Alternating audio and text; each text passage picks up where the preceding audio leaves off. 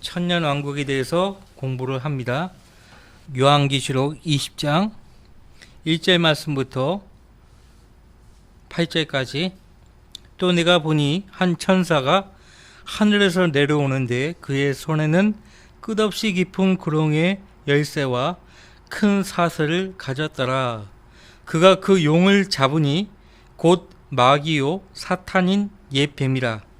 그를 1000년 동안 묶어두니 그를 끝없이 깊은 구렁에 던져서 가두고 그 위에 봉인하여 1000년이 찰 때까지는 민족들을 다시는 미혹하지 못하게 하더라. 그 후에는 그가 반드시 잠시 동안 풀려나게 되리라. 또 내가 보좌들을 보니 그들이 그 위에 앉았는데 심판이 그들에게 주어졌더라. 또 예수에 대한 증거와 하나님의 말씀으로 인하여 목배임을 당한 사람들의 혼들도 보았는데 그들은 그 짐승에게나 그 형상에게 경배하지 아니하였을 뿐만 아니라 그의 표를 그들의 이마 위에나 손에도 받지 아니하였더라. 그러므로 그들은 살아서 그리스도와 함께 1000년을 통치하더라. 그러나 죽은 자들 가운데서 그 나머지는 1000년이 끝날 때까지 다시 살지 못하리라. 이것이 첫 번째 부활이라. 첫 번째 부활에 참여하는 자는 복되고 거룩하도다. 둘째 사망이 그들을 다스리는 권세가 없고 오히려 그들이 하나님과 그리스도의 제사장들이 되어 1000년 동안 그와 함께 통치하리라. 그 1000년이 끝나면 사탄이 그의 감옥에서 풀려나 땅의 사방에 있는 민족들 곧 곡과 마국을 미혹하려고 나가서 그들을 함께 모아 전쟁을 일으키리니 그 수가 바다의 모래 같으리라. 그 1000년이 끝나면 이게 천년왕국의 끝이죠. 천년왕국뿐만 아니라 매 시대마다 배교로 끝났습니다. 매 시대마다 무제시대, 양심시대, 족장시대, 율법시대, 그리고 교회시대, 대환란도 그렇고요. 천년왕국도 배교로 끝나는 것이에요. 거듭나지 않은 인간들, 죄의 육신을 가진 인간이 있는 세상은요, 배교로 끝나는 거예요. 그래서 천년왕국이 끝나면 사탄이 그의 감옥에서 풀려나 땅의 사방에 있는 민족들 곡과 마국을 미혹하려고 나가서 그들을 함께 모아 전쟁을 일으키리니 그 수가 바다의 모래 같으리라. 누구를 위해서 전쟁을 일으키는가 하니까 예수 그리스도예요. 예수 그리스도. 자, 1000년이 몇 번 나오죠? 2절에서 한 번, 3절에서 또 한 번, 그 다음에 4절에서 한 번, 5절에서 한 번, 6절에서 한 번, 7절에서 한 번. 그러니까 총 6번 1000년이 나옵니다. 1000년. 그러니까 1000년이라는 기간은 분명한 기간이에요. 분명한 기간이고요. 무천년주의자들 해석하는 걸 보면은 1000년이라는 기간은 없다. 하나님께서 지금도 그분의 교회를 통해서 통치하고 계신다. 그렇게 주장하는데 요한계시록은 분명히 1000년이 언급되고 있습니다. 예수님이 재림하시자마자 민족들의 심판과 더불어 아마겟돈 전쟁으로 승리하시죠. 그런 뒤에 다윗의 보좌에 앉아서 통치하십니다. 예수님은 다윗의 혈통으로 오실 왕이라고 예언되어 있습니다. 여러분들 마리아의 남편 요셉은요, 왕의 혈통을 잇는 다윗의 직계 자손이었습니다. 다윗의 직계 자손이었습니다. 왕손이었습니다. 요셉은. 마리아도 마찬가지예요. 하지만 그 계보에서는 통치가 나오지 않는 거예요. 예레미야서 22장 보세요.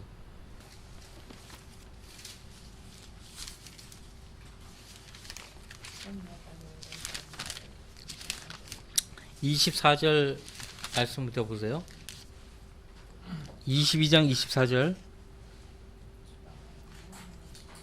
주가 말하노라 내가 살아있나니 유다 왕 여호야김의 아들 코니야가, 원래는 여코냐입니다. 여코냐. 근데 왜 여가 빠지고 코니야라고 부르는가 하니까요, 그 이름에 여, 야, 요, 여, 엘, 하나님 관련된 것이거든요.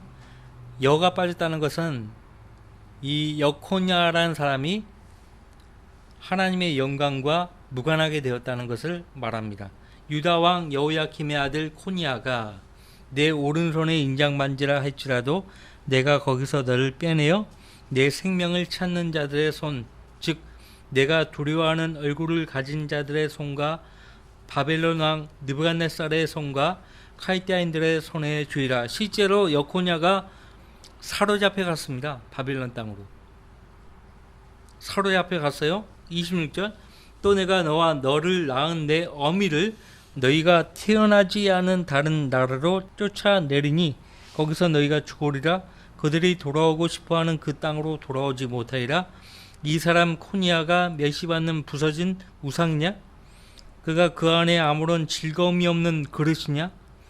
어찌하여 그들 즉 그와 그의 씨가 그들이 알지 못하는 땅으로 쫓겨났느냐? 오 땅이여 땅이여 땅이여 주의 말을 들으라. 주가 이같이 말하노라. 너희는 이 사람이 자식이 없겠고 그의 평생에 번성치 못할 사람이라고 쓰라. 이는 그의 씨에서는 아무도 번성치 못하며 다윗의 보좌에 앉아 유다를 다스릴 자가 더 이상 없을 것임이라. 없을 것임이라. 만약에 요셉이 낳은 아들이 예수님이라면 이 말씀이 거짓말이 되는 거예요. 예수님은 다윗의 혈통을 빌린 거지 실제 다윗의 피를 가지고 태어나신 분이 아니에요. 인간의 피를 가지고 태어나신 분이 아니기 때문에 처녀 마리아에게서 성령으로 잉태되어 이 땅에 오신 거예요. 마태복음 1장 보세요. 22절 이제 이 모든 일이 일어난 것은 선지자를 통하여 주에 관하여 말씀하신 것을 이루려 함이라. 말씀하시기를 보라 한 여인이 잉태하여 한 아들을 낳으리니 그의 이름을 임마누엘이라 하리라 하셨으니 이를 해석하면 우리와 함께 하시는 하나님이라. 그 후 요셉이 잠에서 깨어 일어나 주의 천사가 그에게 분부한 대로 행하여 자기 아내를 데려왔고 그녀가 첫 아들을 낳기까지 그녀를 알지 아니하였다가 낳으니 그가 그의 이름을 예수라 하더라. 첫 아들에서 첫 빠져버리면 큰일 나는 거예요. 근데 병기된 성경들은 다 첫 빠졌어요. 첫 빠져버리면 인간 예수를 낳게 되는 경우가 되는 거거든요. 앞서 11절 12절 말씀 보세요. 바벨론으로 잡혀갈 무렵에 요시아는 여코냐와 그의 형제들을 낳으니라. 바벨론으로 잡혀간 후에 여코냐는 살라디엘을 낳고 살라디엘은 수룹바벨을 낳고 이렇게 해서 이제 요셉이 난 것이에요. 그러니까 요셉은 왕의 후손이에요. 다윗의 후손이라고. 그래서 여코냐 이후로 왕이 태어나지 않는 거예요. 요셉도 왕이 아니에요. 사실 왕으로 인정받을 수가 없는 거예요. 자, 마태복음 2장에서 우리가 보여주고 있잖아요. 여코냐 이후로 살라디엘이 왕입니까? 수룹바벨이 왕입니까? 아비웃, 엘리야킴, 아소르, 사독, 아킴, 엘리웃, 엘리아사, 맏단, 야곱, 요셉 왕 아니에요. 예레미야서 22장에서 하나님 말씀하신 대로 여코냐 이후로 왕이 태어나지 않는 거예요. 왜 그래요? 범죄했기 때문에 그래요. 왜 그 백성이 바벨론 땅으로 사로잡혀 갔습니까? 범죄했기 때문에 그래요. 예레미야서 17장에서 하나님이 예레미야 입을 통해서 말씀하신 거예요. 주가 말하노라 사람을 신뢰하는 사람과 그의 육신이 무기인 사람과 그의 마음이 주로부터 떠난 사람은 저주를 받으리라. 왕들이 다 이렇게 된 거예요. 이스라엘 왕들이 다윗 왕처럼 섬기지 않은 것이에요. 히스기야 왕처럼 요시야 왕처럼 섬기지 않은 거예요. 요셉의 씨에서는 누구도 다윗의 보좌에 앉아 유다를 다스리지 못한다고 우리가 예레미야서 22장 말씀을 보았어요. 요셉과 마리아의 결혼으로 예수님은 요셉의 양자가 된 것이죠. 법적인 상속자가 된 것이에요. 그래서 코니아에게서 내려진 그 저주와 관계없이 왕권은 예수님께 그대로 옮겨진 것이에요. 어머니는 나단 계열에서 태어난 왕족이고 아버지 요셉은 솔로몬 계열에서 태어난 왕족입니다. 당시 그 이스라엘 계보, 왕의 계보는 성전에 잘 보관되어 있었기 때문에 누구나 쉽게 그 계보를 확인해 볼 수가 있어요. 하지만은 티투스 로마 장군이 AD 70년에 예루살렘을 함락시켰죠.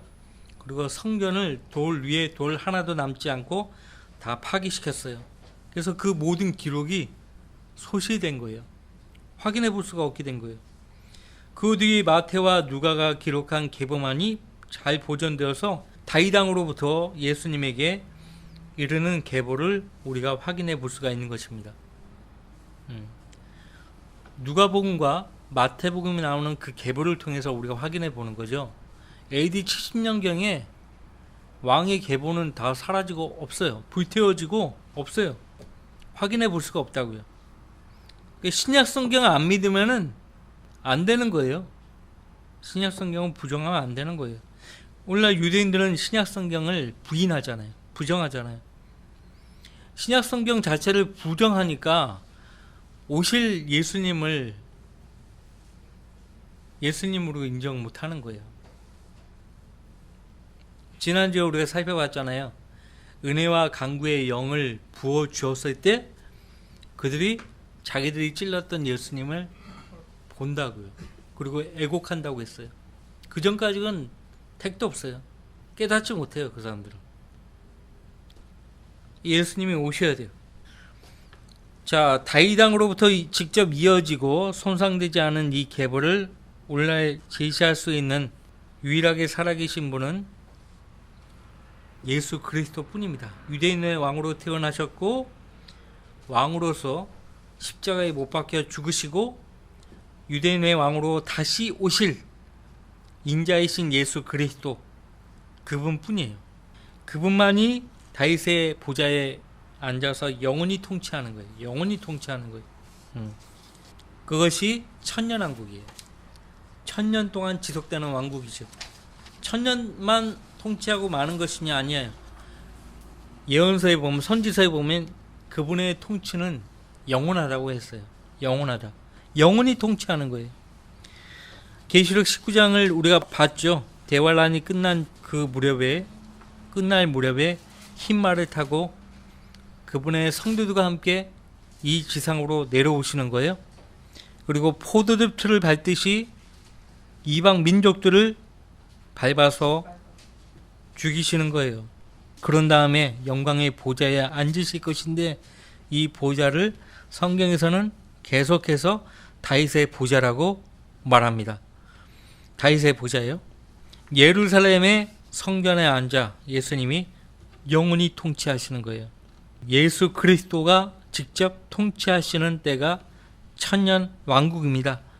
히브리서 2장 5절, 6장 5절에 보면 오는 세상이라고 그렇게 말하고 있죠. 오는 세상. 그 오는 세상이 천년 왕국이에요. 안식의 천년이죠. 예표로 주어졌던 안식일의 실체. 믿음의 선진들을 통해서 유대의 백성들에게 약속된 세상이 바로 오는 세상, 즉 천년 왕국입니다. 솔로몬은 성전을 세웠죠. 하나님은 그 솔로몬의 왕국과 그 보좌를 세우시겠다고 다윗을 통해서 친히 약속하셨는데요. 사무엘하 7장 12절 13절 말씀이죠. 교리적으로는 예언적으로는 예수님께 적용되는 말씀이죠. 역사적으로는 솔로몬에게 적용되었습니다. 하지만 솔로몬이 그 말씀에 따라 범죄했기 때문에 영원히 통치하지 못하게 된 거예요. 다시 한번 보죠. 사무엘하 7장 기억하셔야 돼요. 사무엘하 7장. 예언적으로 교리적으로는 예수님을 가리켜서 하시는 말씀이지만 역사적으로는 다윗의 아들 솔로몬입니다. 사무엘하 7장 12절 13절. 내 날들이 차서 내가 내 조상들과 함께 잠들 때 내가 내 몸에서 나올 곧 내 뒤에 올 내 씨를 세우고 내가 그의 왕국을 견고하게 하리라. 그가 내 이름을 위하여 한 집을 지을 것이요 나는 그의 왕국의 보좌를 영원히 견고하게 하리라. 나는 그의 아버지가 되고 그는 나의 아들이 되리니 만일 그가 죄악을 범하면 내가 사람들의 막대기로 사람의 자식의 채찍으로 그를 징책하리라. 그러나 내가 내 앞에서 제거한 사울로부터 내 자비를 빼앗은 것과 같이 그것이 그에게서 떠나지는 아니하리니 그 집과 내 왕국이 내 앞에서 영원히 세워지리라. 내 보좌가 영원히 세워지리라 하시더라. 교류적으로 누구에게 하시는 말씀이에요? 예수님이에요. 예수님이에요. 그가 죄악을 범하면 내가 사람들의 막대기로 사람의 자식의 채찍으로 그를 징책하리라. 솔로몬이 그러했죠. 솔로몬은 성전을 짓고 이 언약을 자기에게 적용해서 열왕기하 9장 보면 기도를 하죠. 하나님께 기도를 해요. 솔로몬의 통치 영역은 아브라함에게 약속하신 그 땅의 언약을 이루는 메시아의 통치 영역과 같아요. 메시아의 통치 영역이에요. 지난주에 제가 말씀드렸죠. 메시아의 통치 영역, 아브라함에게 약속하신 그 땅, 이라크 남부로부터 시작해서 이집트 남부까지의 그 넓은 땅을 하나님이 약속하셨어요. 그러니까 흔히 우리가 세계사 시간에 공부했던 대로 비옥한 초승달 지대라고 하죠. 비옥한 초승달 지대입니다. 이라크 남부는 페르시아만 쪽은 에덴 동산이 있었던 곳이에요. 지구상에서 석유가 가장 많이 나는 곳이라고 했죠. 왜? 그 에덴 동산이 한꺼번에 묻혀버린 거예요. 그러니까 엄청난 석유 자원이 매장되어 있는 거죠. 조지 부시, 그러니까 아버지 대통령이죠. 아버지 대통령이 조사를 하라고. 에덴 동산의 위치가 정확하게 어디인지 조사하라고. 조사를 했어요. 확실하게 거기에요. 그러니까 욕심이 나죠. 후세인을 때려잡아 죽이고 거기를 어떻게든지 거머쥐려고 했었죠. 이라크 남부, 거기서부터 이집트 남부까지 하나님이 아브라함에게 약속하신 거죠. 지금은 거의 사막지대죠. 근데 예수님이 재림하시자마자 변하는 거예요. 에덴 동산 같이 변하는 거예요. 지구가 다 변해요. 사해바다도 없어져요. 유프라테스 강에서 이집트 남부까지 하나님이 주시는 거예요. 나일강, 얼마나 비옥한 지대입니까? 그죠? 예수님은 마가복음 13장 35절 말씀에서 사경점을 말씀하셨죠? 사경점이요? 여러분들 공부해 보셔서 알겠죠? 천년왕국이 시작되는 때가 아침이에요. 말라기서 4장 2절 말씀에 예수님이 의의 태양으로 오신다고 했어요. 마태복음 13장 43절 말씀에 의인들이 아버지의 왕국에서 뭐처럼 빛난다고 했어요? 해처럼 빛난다고 말씀하셨어요. 해처럼. 다니엘서 7장 13절 14절 말씀에 그분의 왕국과 다스림이 영원할 것이라고 예언했어요. 천년왕국 기간에는 하나님의 뜻을 알기 위해서 예언할 필요가 없어요. 만약 누군가가 예언을 한다면 그 부모가 그를 돌로 쳐 죽여야 되는 거예요. 왜 예언을 할 필요가 없는 것인가? 예언의 실체 되시는 예수님이 통치하고 계세요. 눈에 보이게 통치하고 계시는데 그분을 믿으라고 할 필요가 없어요. 그 누구도 부인할 수 없어요. 혀를 놀리면 큰일 나는 거예요. 스가랴서 보시면은 장막절이 되면은 온 나라의 민족이요, 왕들이든 누구든 간에 예수님께 직접 경배하러 오지 않으면 그들의 나라는 비가 오지 않아요. 저주해 버리는 거예요. 천년왕국에도 직결 심판이 있어요. 저주가 있습니다. 천년왕국은 의로운 정부예요. 지금껏 우리가 눈으로 보고 느꼈던 모든 인간 정부들은 불의한 정부였습니다. 천년왕국에는 왜 의로운 정부일까요? 예수님이 통치하기 때문에 그래요. 그때는 사탄이 활동을 못해요. 왜? 우리가 살펴봤잖아요. 계시록 20장에서 봤잖아요. 1000년 동안에 사탄이 묶여있기 때문에. 천사장도 아니고 한 천사가 쇠사슬로 딱 잡아요. 용을 잡아요. 여러분들 그 히스기야 왕 때요. 아시리아 대군이 몰려오잖아요. 침략하잖아요. 그때 한 천사가 칼을 들고 하룻밤 사이에 18만 5천 명의 아시리아 대군을 다 물리치는 거예요. 그냥 식은 죽 먹게요. 그냥 한 명의 천사가 그렇게 능력이 있어요. 엄청난 능력을 갖고 있어요. 근데 그 능력을 가진 천사들이 히브리서 12장에 의하면 무수히 많다고 돼 있어요. 예수님을 딱 붙잡으니까 베드로가 막 흥분해 가지고 막 칼을 휘두르잖아요. 대제사장의 종의 귀를 잘라버리잖아요. 그때 예수님이 하신 말씀 요한복음 18장에 뭐라고 말씀하십니까? 내 부하를 언급했어요. 내 부하. 내 부하가 누굴까요? 천사들이에요. 내 부하에게 명해서 그렇게 내가 못할 줄 아느냐? 지금은 나의 왕국이 여기에 속하지 않았다라고 말씀하고 있어요. 그때 왕국을 말씀하셨죠.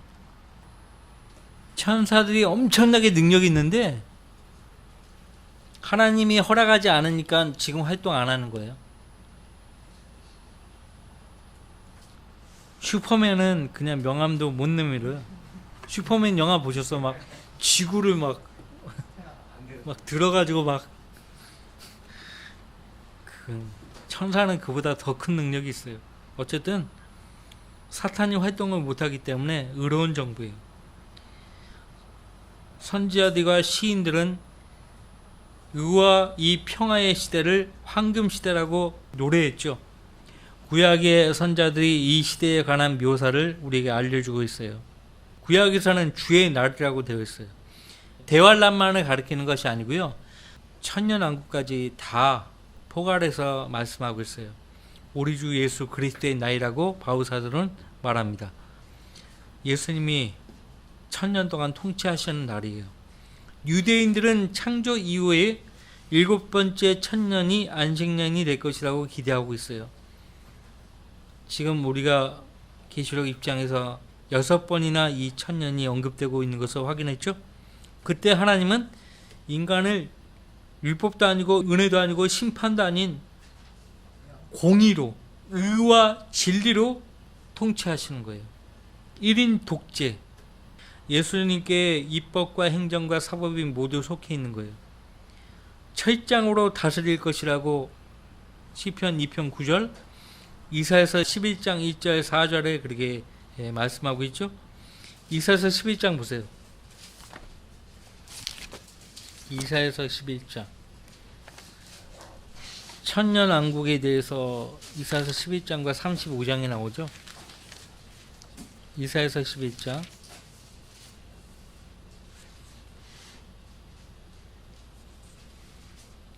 1절, 이새의 줄기에서 한 싹이 나며 그의 뿌리들에서 한 가지가 자랄 것이라. 이새는 다윗의 아버지죠. 이새의 줄기에서 한 싹이 나며 그의 뿌리들에서 한 가지가 자랄 것이라. 4장 2절에서도 한 가지를 언급하고 있죠. 4절, 가난한 자를 의로 판단하며 세상의 온유한 자를 위해서는 정직으로 책망하리라. 또 그는 그의 입의 막대기로 세상을 치고 자기 입술의 호흡으로 악한 자를 죽일 것이라. 악한 자가 이제 적그리스도죠. 의가 그의 허리띠가 되며 신실함이 그의 옆구리의 띠가 될 것이니라. 또한 이리가 어린 양과 함께 거하며 표범이 새끼 염소와 함께 누울 것이요 송아지와 어린 사자와 살찐 짐승이 함께하며 어린아이가 그들을 이끌리라. 암소와 곰이 함께 먹으며 그것들의 새끼들이 함께 누울 것이요 사자가 소처럼 짚을 먹으리라. 또 젖먹는 아이가 독사의 구멍에서 장난하며 젖된 아이가 독사의 굴에 손을 넣으리라. 그들은 나의 모든 거룩한 산에서 해치거나 파괴시키지 않으리니 이는 마치 물들이 바다를 덮음같이 세상의 주의 지식으로 충만할 것임이니라. 언제? 천년왕국 때요. 6절 7절에 이리가 어린 양과 함께 거한다고 했죠. 7절에 암소와 곰이 함께 먹는다고 했죠. 사자가 소처럼 짚을 먹는다고 했죠. 무슨 말이에요? 야수성이 사라진다는 거예요. 육식동물은 없는 거예요. 예. 공룡이 존재했다는 걸 어떻게 알죠? 화석을 통해서 알죠. 그래서 성경에는 공룡이 나와 있지 않기 때문에 어떤 사람들은 공룡의 존재를 안 믿으려고 해요. 근데 성경에 없다 해도 공룡은 존재했었거든요. 화석을 통해서 부인할 수가 없어요. 왜 화석이 발견되죠? 노아의 홍수 때 그들도 죽은 거예요. 같이. 그러니까 노아의 홍수로 인해서 지구 환경이 바뀌었거든요. 바뀌는 새로운 지구 환경에서는 공룡이 살아갈 수가 없어요. 공룡이 뭐 이렇게 초식 공룡이 있고 육식 공룡이 있다고 하지만은 어쨌든 육식 공룡과 사람이 같이 살 수가 없어요. 사람보다 더 큰 공룡이 어떻게 살아요? 배고프면 사람을 잡아먹을 거 아니에요. 안 그래요? 하나님이 노아에게 명령하시잖아요. 땅을 다시 채우고 번성하라. 땅을 다시 채우고 번성하라고 하는데 공룡까지 살려주시면 곤란하니까 노아의 홍수 이후로 공룡이 살 수가 없어요. 저 이제 마야 문명, 마야 이렇게 가면 화석 같은데 보면 어린아이가 공룡과 막 노는 그림들이 발견돼요. 그 다음에 이제 공룡으로 된 찰흙 모양 그런 것들이 동굴에서 발견됐다고 해요. 그러니까 공룡이 있었다는 거죠. 어떤 사람들은 공룡의 존재를 안 믿으려고 해요. 성경에 없으니까. 심지어는 이제 성경에 없는데 공룡을 또 만들어가지고 집어넣어요. 리비아단을 공룡으로 해놨어. 공룡. 어디 보면 크로코다일, 악어로 해놓고, 어디 보면 하마라고 해놓고, 과간이 아니에요. 자, 어쨌든 천년왕국입니다. 천년왕국은 의로운 정부라는 것을 올해는 말씀들을 통해서 확인해 볼 수 있고요. 천년왕국의 수조는 예루살렘이죠. 다윗의 보좌가 있는 예루살렘이 수도가 되는 것이에요. 민족으로서 유대인은 민족들의 머리가 되어 있을 것이에요. 언제? 천년왕국 때요. 그들은 다시 율법을 지키게 될 것이고 새로운 언약을 하나님과 체계를 받게 되는 것이에요. 이것이 예레미야서 31장 31절 말씀부터 37절 말씀이 나오고요. 또 다시 히브리서 8장 7절로부터 13절에 나옵니다. 결과적으로 하나님은 친히 이스라엘의 12지파들을 위한 자신의 계획에 따라 팔레스타인을 마치 여호수아가 12지파에게 땅을 분배했던 것처럼 예수님이 직접 분배하시는 거예요. 에스겔서 45장부터 48장이 잘 나와요. 성경은 분명히 팔레스타인 땅이 하나님 속해 있고 하나님은 그 땅을 아브라함과 이삭과 야곱에게 이스라엘 사람들이 소유할 수 있도록 선물로 주셨다고 성경에서 말씀하고 계십니다. 예루살렘은 온 땅의 기쁨이 될 것입니다. 예루살렘 성전 아래에서는 강이 솟아날 것이에요. 강이 솟아날 것이에요. 에스겔서 47장 보세요. 거기에 보면 살아있는 물이 예루살렘부터 흘러나와서 반은 앞바다로 흘러 들어갈 것이고 그 앞바다가 홍해입니다. 반은 뒷바다로 들어갈 것이라고 했는데 그 뒷바다는 지중해입니다. 지중해. 47장 에스겔서 47장. 지금 시간이 많이 지났기 때문에 이것만 공부하고 다음 주에 이어서 공부하도록 하죠. 47장 천년왕국 때 흐르는 생명의 강입니다. 그 후에 그가 다시 나를 전에 문으로 데려갔는데, 천년왕국 성전이죠. 보라, 우리 앞서 대화를 한 때 적그리스도가 하나님 자리에 앉아 하나님이라고, 자신을 하나님이라고 할 것이라고 했잖아요. 그거는 환란 성전이에요. 환란 성전. 그러니까 적그리스도가 통치하는 성전. 그 성전은 허물어집니다. 예, 그 성전 허물어지는 거예요. 예수님 오시면 다시 그 성전을 세우고 다윗의 보좌에 앉아 통치하신다고요. 통치하게 되면 그 보좌에 앉는 순간부터 보라, 물이 전에 문지방 아래에서 나와 동편으로 흘러나가더라. 이는 그 전에 전면이 동쪽을 향해서 있고 물이 오른편 아래에서 나와 제단 남쪽에서 흘러내려감이라. 그리고 나서 그가 나를 북쪽을 향한 대문 길에서 데리고 나와 바깥길로 나를 이끌어 동편을 바라보는 길 옆 바깥 대문에 이르니라. 보라, 거기에는 물이 오른편에서 흘러나오더라. 그때 손에 줄을 잡은 사람이 동쪽으로 나가서 1천 큐빗을 재고 그가 물을 통과하여 나를 데려가는데 그 물이 발목에 차더라. 자, 거기 8절. 그때 그가 내게 말씀하시더라.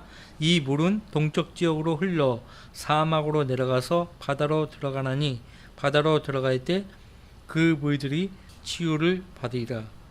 그 다음에 12절. 뚝 위에 강가로 이편과 좌편에는 양식이 될 모든 나무가 자라고 그 잎사귀들은 시들지 아니하며 그 가시도 다하지 아니하고 달마다 새로운 가시를 내리니 이는 그 물이 성소에서 나옵니다. 또 과실은 양식이 되고 그 잎사귀는 약이 될 것이라. 천년왕국 성전 그 성소, 그 성소 안에는 지성소가 있고요. 그 지성소 안에는 자비석이 있죠. 그 자비석이 바로 다윗의 보좌가 될 것이에요. 천년왕국 때. 예전에는 하나님의 성전이었어요. 근데 예수님이 재림하셔서 통치하실 때는 다윗의 보좌가 그 지성소 안에 있는 거예요. 왜? 그분이 누구예요? 하나님이에요. 하나님이기 때문에 당연히 그 지성소 자비석에 앉을 권리가 있죠. 여기까지만 할게요. 여기까지만 하겠습니다. 다음 주에 이어서 하도록 할게요. 못다한 이야기를 하겠습니다. 천년왕국에 대해서는 조금 더 해야 돼요. 자, 기도합시다.